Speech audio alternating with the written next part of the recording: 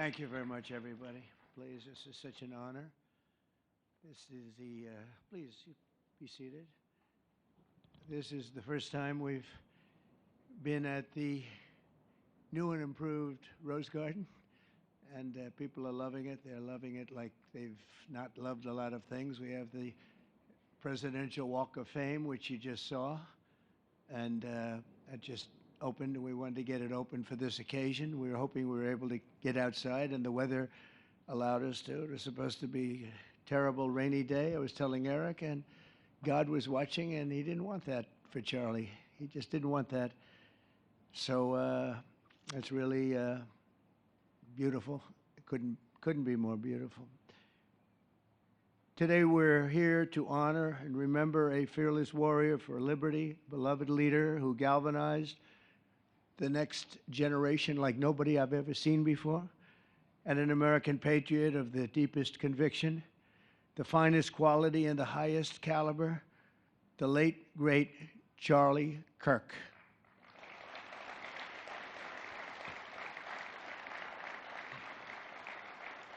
Five weeks ago, our nation was robbed of this extraordinary champion. He was a champion in every way. I got to know him so well.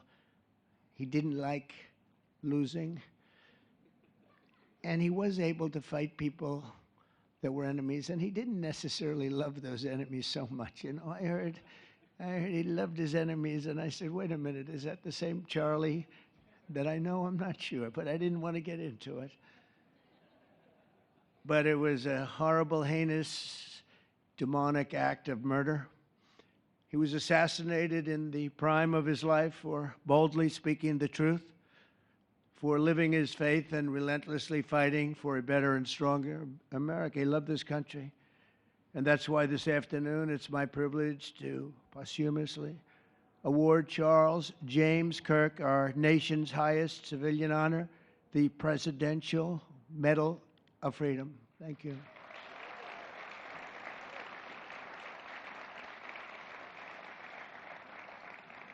As you know, only hours ago, I returned from a very historic trip to secure peace in the Middle East. People said that couldn't be done. Charlie felt it could be done. Charlie felt it could be done. Thank you. Thank you. Thank you very much. But I raced back halfway around the globe. I was going to call Erika and say, Erika, could you maybe move it to Friday? And I didn't have the courage to call. But you know why I didn't call? Because I heard today was Charlie's birthday. And I said, you know, that was a definite. And I said, we're going to have to forget about some of those very big, very rich countries that expected me to be there. And I can tell you, based on the length of that flight, I wouldn't want to go back tomorrow. But I would not have missed this moment for anything in the world, nothing. And it's a very important time for our country, and our country is doing so well. It's never done better. We are a country with almost now $18 trillion of investment coming in. Nobody's ever seen anything like that. Previous administration had less than $1 trillion for 4 years. We have more than 18, it'll be much more than 20 by the time the year, more than $20 trillion. There's never been a country in the world that had anything like that. What's happened to our country is incredible in a short period of time. Charlie was a big person for, sir, could we close up those borders, please, a little bit? You know, they're really leaking badly. I said, Charlie, I haven't gotten there yet. But, you know, it came out last 4 months.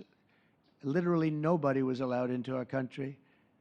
And the only people that were allowed in were people that came in legally. The borders are absolutely stone cold closed. And they reported 0, 0, 0, and 0. So that's pretty good. But he was a big believer. He wanted people in the country more than I did, frankly. He wanted them to come in legally. And he got his wish. October 14th is Charlie's birthday, and he should have been turning 32 years old. I tell you, when I first met him, he was like 22. And I said, boy, he's awfully young. But I thought he was older than that, you know. He looked a little bit older than his age. That's okay, you know. That's not good when you're old, but when you're young, it's great. He had the best of all things, but he was special.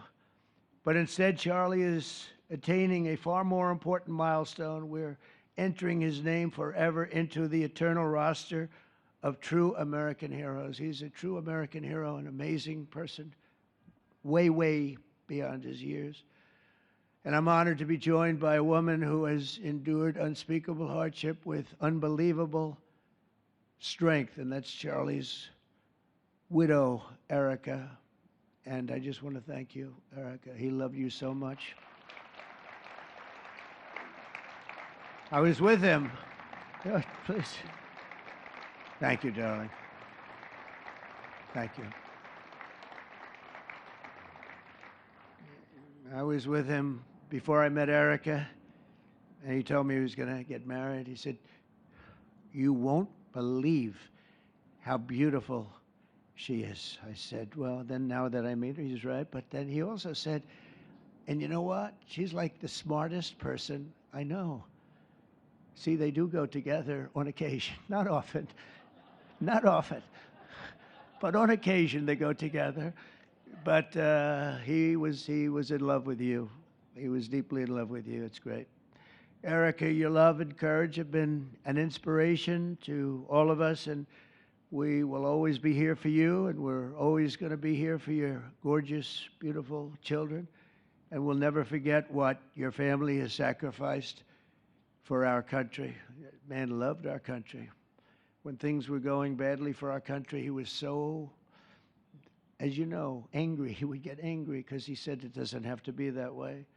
We're also pleased to be joined by an incredible group of Charlie's friends, very powerful friends, actually, and some not so powerful, and they're actually better people, okay? I know them all. They're the less powerful ones. I have to tell you that, all of you power guys down here. The best ones in the group are the ones that are less successful, but that happens too. No, they're all great, and they're here. And let's start with Erika's father. Where is Erika's father? Where are you? Where are you, Dad? Oh, look at him. Wow. I want to get a hat like that, too. I like that. How are you? Nice to see you again. Thanks as well to Vice President J.D. Vance, who's been fantastic. J.D., thank you very much. Great. Doing a great job. Did a great job on Sunday with George Slopadopoulos. He put him away pretty good. Second lady, who's a phenomenal woman, Usha Vance. Thank you very much, Usha. Thank you very much. Great woman. President of Argentina. He wanted to be here. That's Argentina's a serious flight, right? And he's become a superstar, and he's doing amazing things. He's a MAGA person, but it's make Argentina great again. That's what he does, right? And I want you to stand, please, Javier. Javier Milei. Doing a great job. Thank you very much. Many members of my cabinet are here. Just about all of them are here. I won't go into every single one of them, but I'll announce a few of the people that have really turned this country around and helped me. Incredible people. Speaker of the House, Mike Johnson. Where is Mike? Mike, what a job you're doing, Mike. What a job you're doing. And I watched you this morning, and you're in there trying to say, look, just let the country open. Everything will be fine. We're dealing with some radical left lunatics. And I just wish Charlie was here to fight us. I think the fight would have been over already. He would have had a march on the Capitol by people whose average age is about 21, because there's nobody that had that relationship with young people. Right, Mike? So thank you, Mike, for being here. House Majority Leader Steve Scalise. Steve, thank you very much. A brave guy and a friend. House Majority Whip, another terrific man, Tom Emmer. Tom. Thank you, Tom. Senate Majority Whip, John Barrasso. John, thank you very much. You have all these senators. I'm going to get in trouble. I'm not going to read all their names. I'll be reading all day. We'll be talking about Charlie in about 45 minutes from now. We can't do that. So all of the senators, there's so many of you. Thank you very much. I do want to thank Senator Thune for doing a terrific job. He's really been leading properly. Do you agree, Mike? The team, the two of these guys have been fantastic. So to Senator Thune, I want to thank you very much. Incredible job. I watched him this morning, and he was out there pounding them this morning on television, too. And John Barrasso, thank you for the work you've done, and congratulations on your success. But I want to thank you all and all of the Congress people that are here. And I see we have our Attorney General here, and you are doing a fantastic job. Thank you very much, Pam. Thank you. Thank you very much. We have everybody. Wow, that's incredible. Okay, I'm not going to do any more. I'm going to be here too long, but I just want to thank you. Have given him such support, but he always gave you such support. That's why you're here. And very unusual. Charles James Kirk was a visionary and one of the greatest figures of his generation. He was truly an amazing figure and growing leaps and bounds. He knew that the fight to preserve our heritage is waged not only on the battlefield and in the halls of power, of which we have tremendous power here, including the head of a place called war. We call it now war. We had defense. We had our Secretary of Defense. Now we have a Secretary of War. And somehow I think it's more emblematic, and hopefully we'll never have to use war, but the fact that we're ready is very good.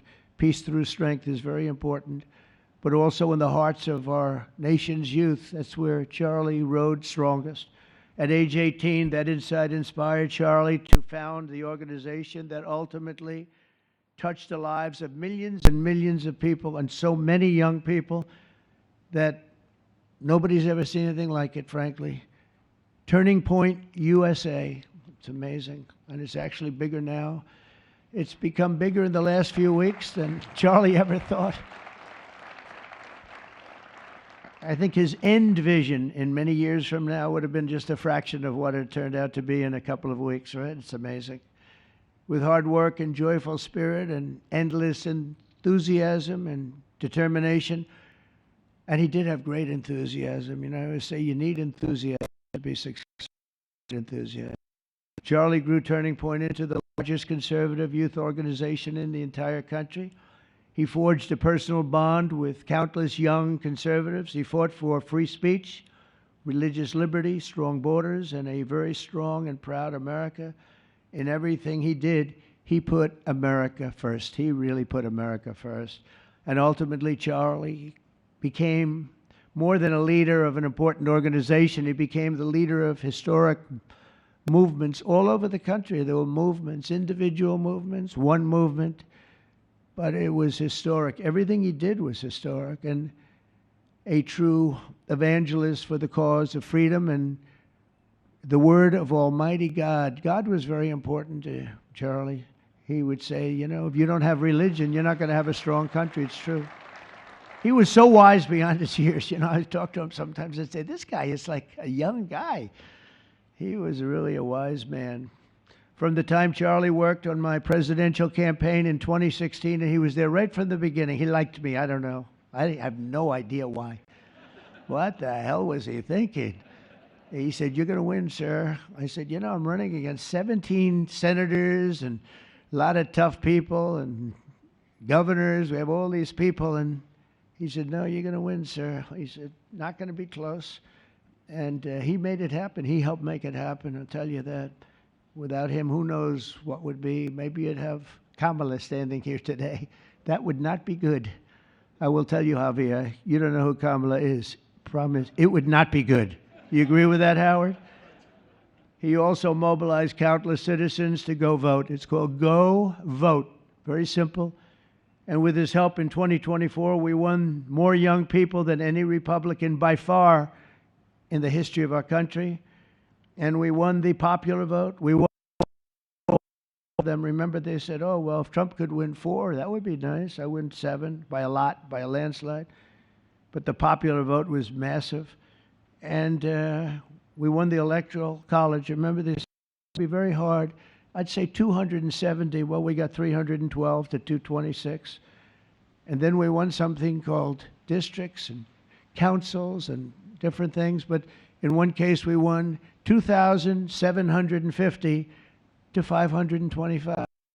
That's the one where you see the map is almost entirely red, except they have a little blue line on one side and a little blue line, meaning New York and Los Angeles. I have a feeling that if the vote were 100%, we would have won that too. You want to know the truth. But he knew, and he knew very well, and he also understood honesty, and he was always concerned with honesty. We can lose as if the cheating gets so bad, and that's where we came up with a little phrase, too big to rig. We said, go out and vote. Just go out and vote. And we had that. Remember, we used to say that all the time because people would say, oh, they're going to win. We don't have to vote. Let's go to a movie. We'll come home and watch later. And he wasn't about that. So we come up to, together, we came up with that phrase, we got to make it too big. I never made a speech where I didn't say at the end, now look, the polls are showing good. Don't believe the polls. He said, we're going to make it, Susie, right? Too big to rig. So if you think we're going to win by a lot, doesn't matter. Pretend we're losing. You got to go out and vote. They voted. And at 9:02, the whole thing was over, right? 9:02. Remember they said, oh, this could go a few days. Well, it went a few minutes. 9:02. And he knew that. And I felt it, but he knew it. He knew it. I think he knew it more than anybody. But Charlie never missed an opportunity to remind us of the Judeo-Christian principles of our nation's founding or to share his deep Christian faith. In his final moments, Charlie testified to the greatness of America and to the glory of our Savior, with whom he now rests in heaven. And he is going to make heaven. I said, I'm not sure I can make it, but he's going to make it. He's there. He's looking down on us right now. It's so incredible. Look at this, how this turned out. This was supposed to be so dark and cloudy. Not dark and cloudy, is it? Look at that, how beautiful that is. There's no artist that can capture it as beautiful as it is today. Wow, it's amazing. As I said, on the day that he was assassinated, Charlie Kirk was a martyr for truth and for freedom. And from Socrates to think, and to St. Peter, from Abraham Lincoln to Martin Luther King, those who change history the most, and he really did, have always risked their lives for causes they were put on earth to defend. He was put on earth to do exactly what he was doing. He didn't want to waste time. He would have been a top student at any college in the country. I know the college as well. He's smarter than the guys there. He was so smart. But he almost, I guess, didn't have the time. He knew what he wanted to do. It wasn't like, gee, I want to sit in the classroom for 4 years listening to people teach me liberal principles, because they were never going to teach him that anyway. But he didn't have the time. He really didn't have the time. But every time the enemies of goodness and virtue tried to silence the voice of righteous and noble leaders like Charlie, they failed. They seem to fail. Ultimately, they look like they're doing well, and then they end up failing, because the truth has been unrelenting over the years, over history. And people like Charlie, it's just they've got a power that others don't have and very few people will ever have. So today, like those martyrs before him, Charlie's voice, his message, and his legacy are stronger and greater than ever before. They are greater than ever before. Look, this is a horrible event, but it brought out the greatness of Charlie. Nothing could have ever supplanted this.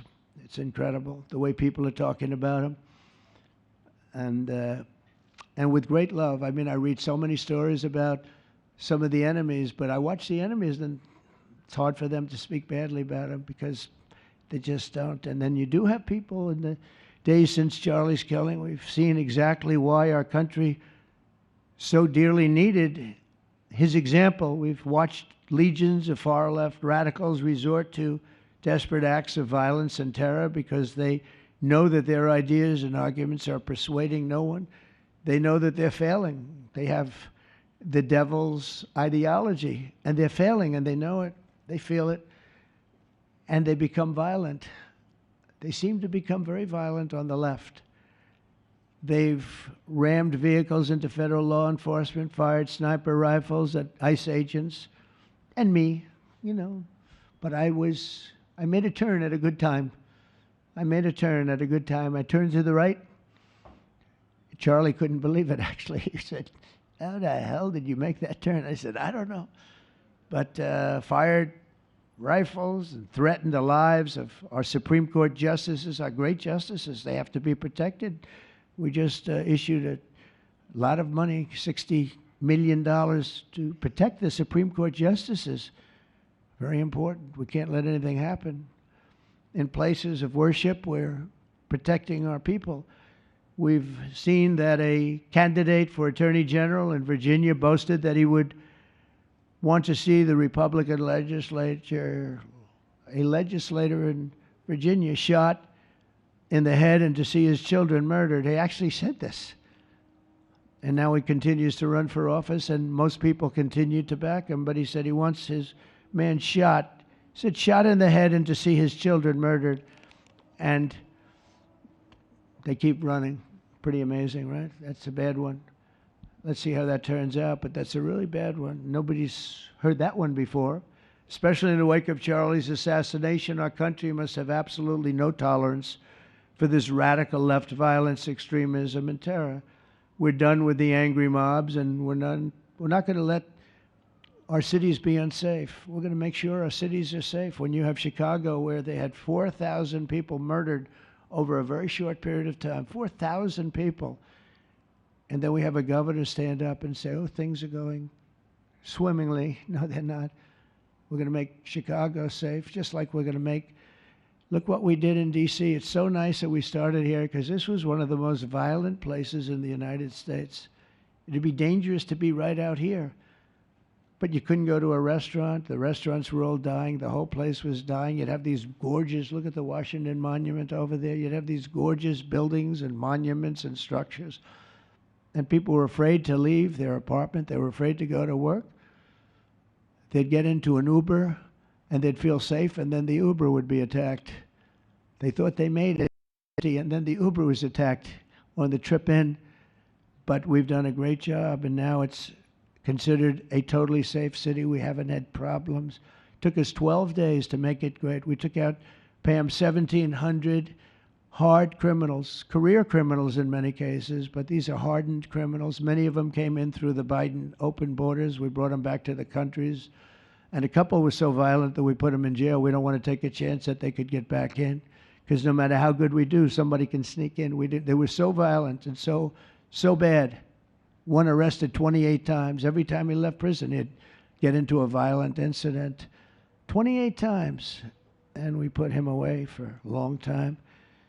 But we're done with the angry mobs. We're done with it. This is such an unbelievable place right now. You take a look where you can walk down the middle of the street with your wife or your husband. Your children can walk. They can walk alone. It doesn't matter. They can walk anywhere in Washington, and they're safe now. If this were a year ago, they'd have a serious chance of being badly hurt, even killed.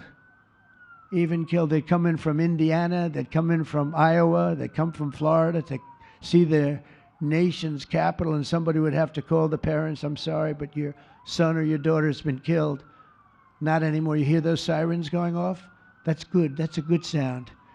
That means they either got the bad guy or they're going to stop the bad guy. You didn't hear that sound because nobody wanted to do anything. Nobody. Listen to the beauty of that sound. Seriously. And that's the real deal sirens. They're not politically correct sirens. You hear them, they're about 3 miles away. That's great. What a beautiful sound. They're stopping crime. That's what they're doing. So we're done with the voices of fools. They're fools. And death threats, and we're going to make our cities safe. And I thought it was Charlie's, one of his biggest dreams was that. He couldn't believe it. Chicago's going to be a great city again. We've already, we sent people in there 6 months ago, and this governor said, well, crime is down. Yeah, that's because we had the FBI in there for 6 months, just preparing it for the bigger surge. And they've done a great job, the cash and the FBI. They've done a great job, and they love doing it, They love being able to do it. They were restricted from doing it. They couldn't do anything.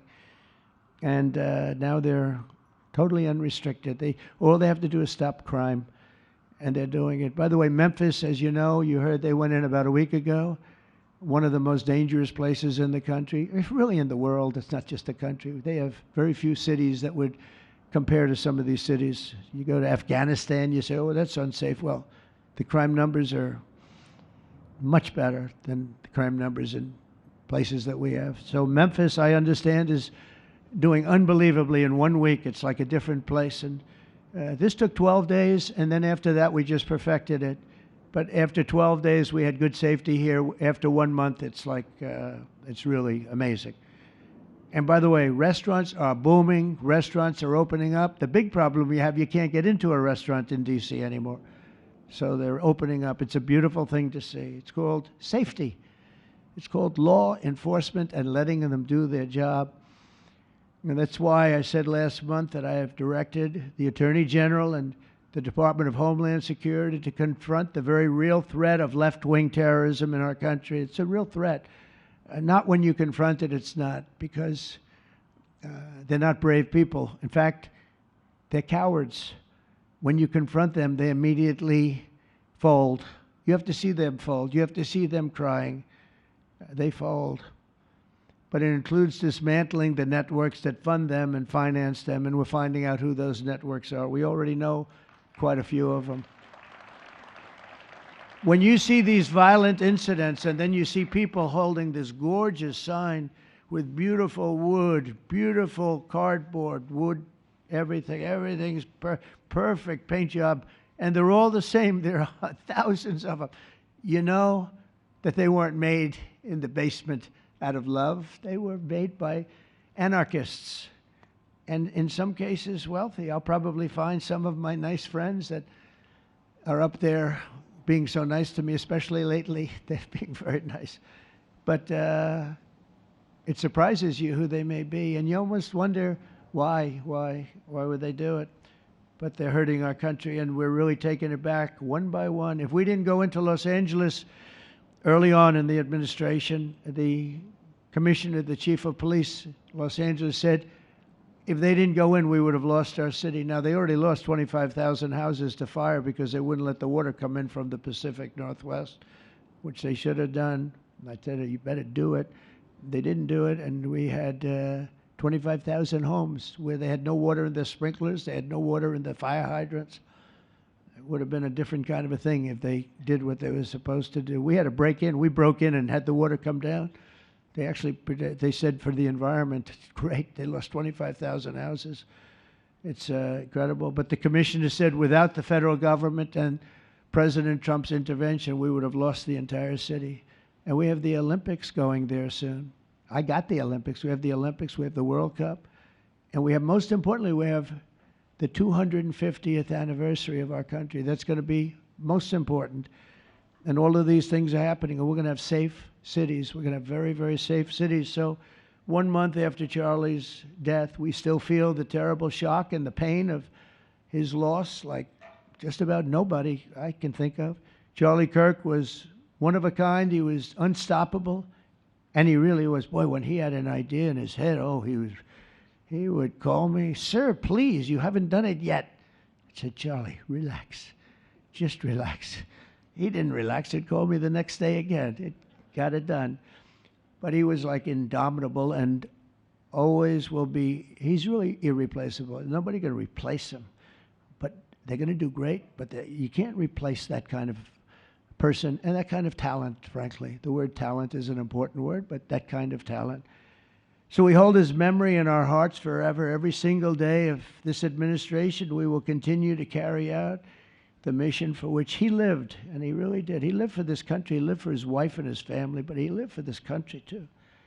In Charlie's honor, we will continue like we have been to fight, and to win. We're going to win so much.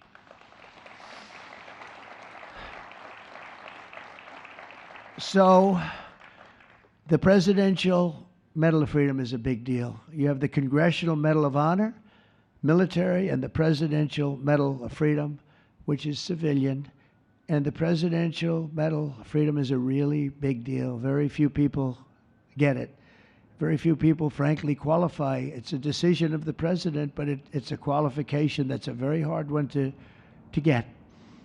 And I would like to ask, if I might, the military aide to read Charles James Kirk's citation for the Presidential Medal of Freedom. Thank you very much. Thank you.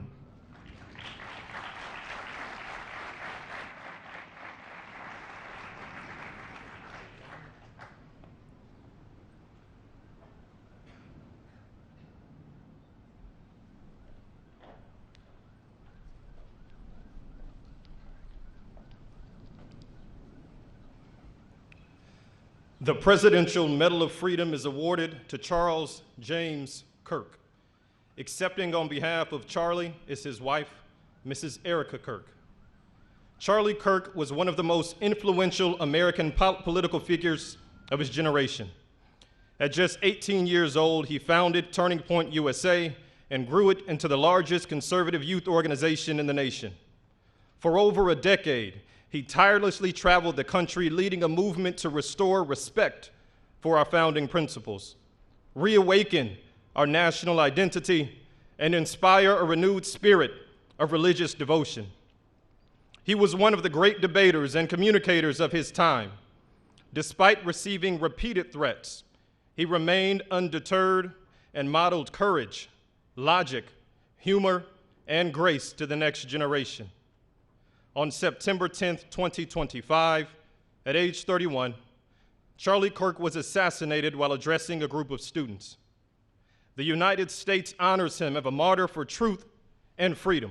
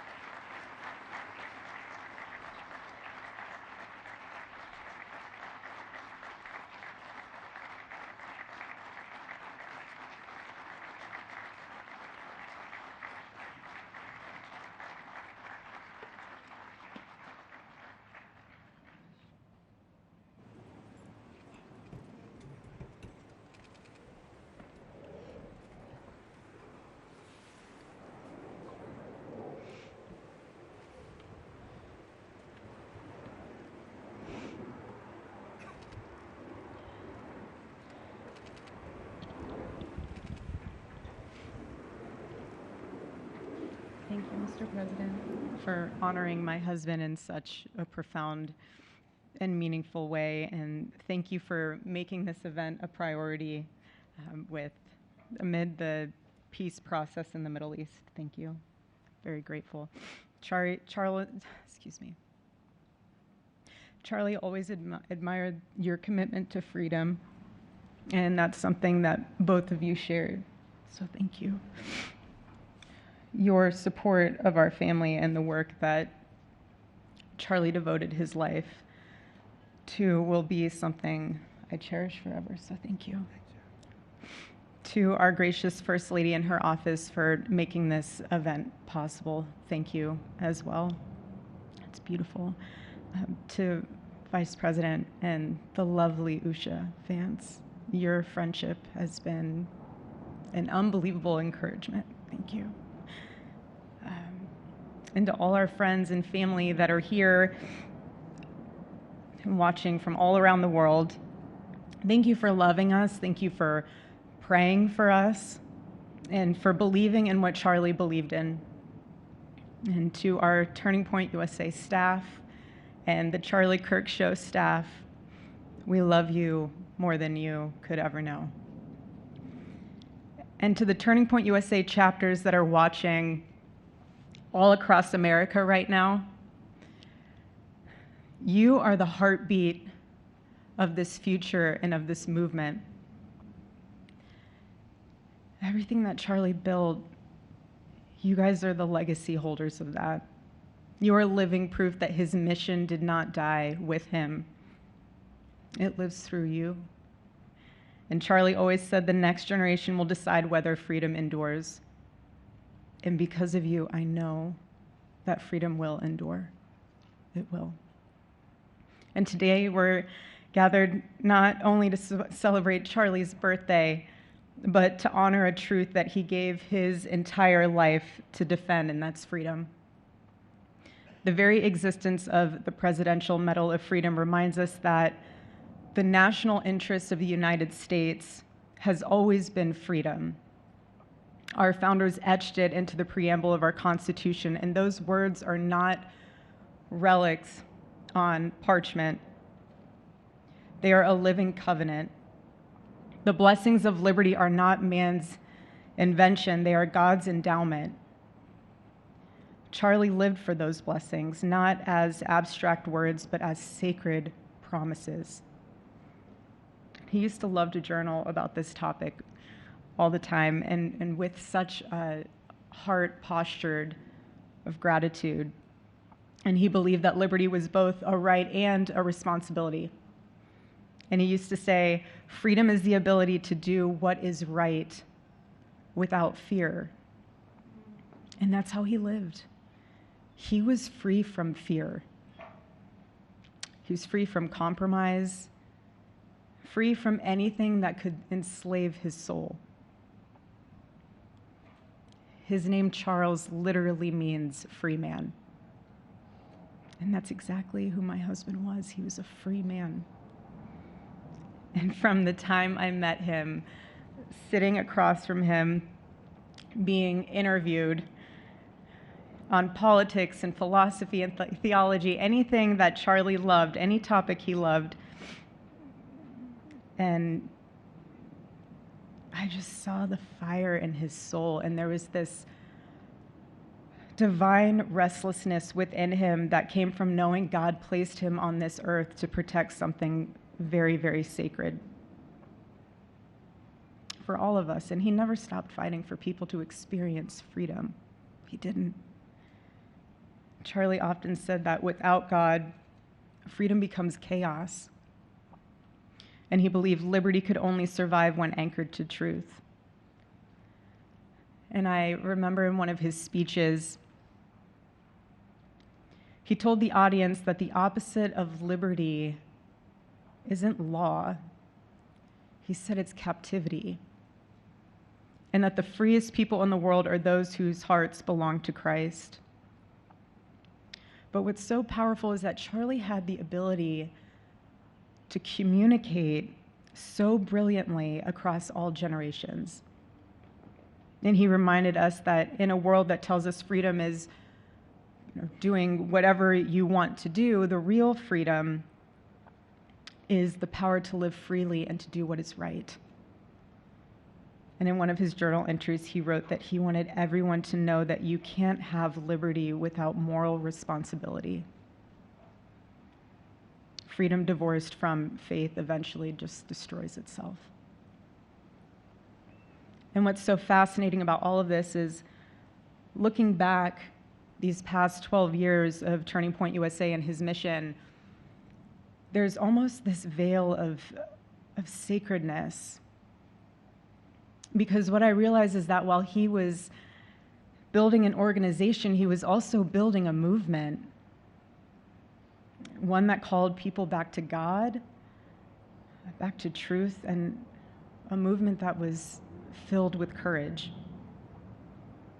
And ironically, for a man who impacted millions, Charlie never desired to be the center of attention.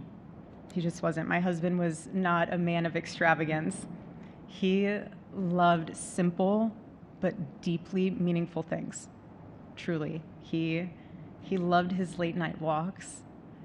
He loved buying more books than he could ever read because he felt there was no such thing as a book budget. And he loved being able to read to our kids the same bedtime story on repeat because he knew it was their favorite. But to him, that was special.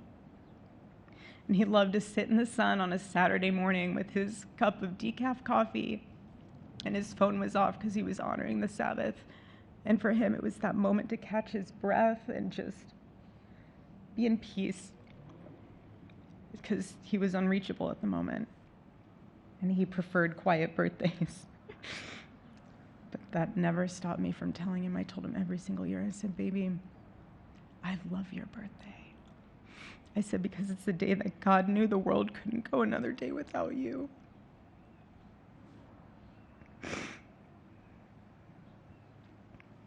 And so the rhythm of our usual birthday celebration for him was mint ice cream, mint chocolate chip ice cream. He only had it twice a year, on his birthday and 4th of July. It's just, and then after that, it was back to work as usual. But last year, his one birthday wish was to see the Oregon Ducks play the Ohio State.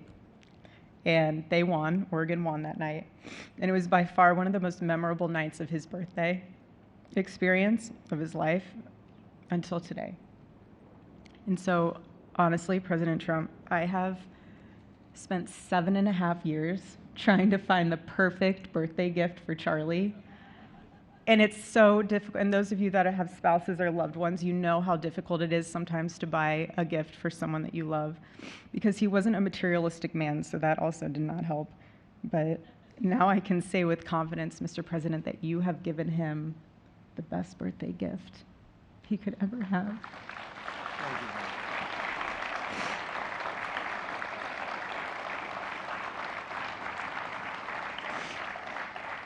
It's such an honor and the recognition of a life lived for defending freedom. And that's what Charlie fought for until his last breath. And it was written across his chest in those final moments on one of his simple t-shirts that always carried a message, and this one bearing a single word, freedom. That was the banner over his life, and that shirt was a declaration. The same declaration he made in every speech, every campus visit, every time he shared the gospel at a church, every sleepless night that he would spend praying for the youth of this nation and planning for the future of our country, and just impressing upon them that when we defend liberty, we defend the soul of our nation. My husband never told anyone what to say. He never did. He never told anyone what to say. He would just encourage them to think. He would encourage them to think outside of the traditional political labels. He would want them to think in a way that was anchored in wisdom and truth. But he would never tell anyone what to say. Charlie wasn't content to simply admire freedom. He wanted to multiply it. He wanted to multiply freedom. He wanted young people to taste it and to understand it and defend it. He wanted them to see that liberty isn't self-indulgence, it's self-governance under God. He wanted them to see that. And every day I'd see him getting ready for work. He'd put on his cross necklace, he'd put his ring on his finger. And the boldness in his demeanor was always fearlessness. He wasn't afraid. He was never afraid. In his daily actions, whether in office or on campus or at a church, it was always without fear. That was his creed. That is how he lived out every single day. He didn't fear being slandered. He did not. He didn't fear losing friends, I can tell you that. He didn't. He didn't care. He stood for truth and stood for freedom, and he did not, everything else was just noise to him. And it's because his confidence in Christ was absolute. That's why. There was no limit to what he would have sacrificed to defend freedom for all. And if the moment had come, he probably would have run for president, but not out of ambition. He would only have done it if that was something that he believed that his country needed from a servant's heart standpoint. And Charlie lived only 31 short years. No, he's 32, but on this side of heaven, but he lived. He lived every single second he lived. He filled every single day with purpose, and he fought for truth when it was unpopular. And he stood for God when it was costly, but that's what we're called to do. Surprisingly enough, he did pray for his enemies, which is very hard, but he did. He did. He did. No one else, I mean, I saw him do it. No, he never did it in front of anyone else, but I can attest to that. But he also loved people when it was inconvenient. And he ran his race with endurance, and he kept the faith. And now he wears the crown of a righteous martyr. And for me and for our children, the truth really steadies our grief, because heaven gained what earth could no longer contain: a free man made fully free. To all watching, this is not a ceremony. This is a commissioning. And my message is simple. I want you to be the embodiment of this medal. I do. I want you to free yourself from fear. I want you to stand courageously in the truth. Listen for the still, small voice of God. And remember that while freedom is inherited in this country, each of us must be intentional stewards every single day. God began a mighty work through my husband, and I intend to see it through. And the torch is in our hands now. It's in mine, it's in yours, it's in all of yours, it's in all the students with Turning Point USA. And before I close, I'll share with you that I asked our daughter what she would like to say to Daddy for his birthday. Excuse me.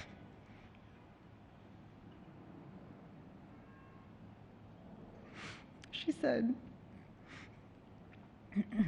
"Happy birthday, Daddy. I want to give you a stuffed animal.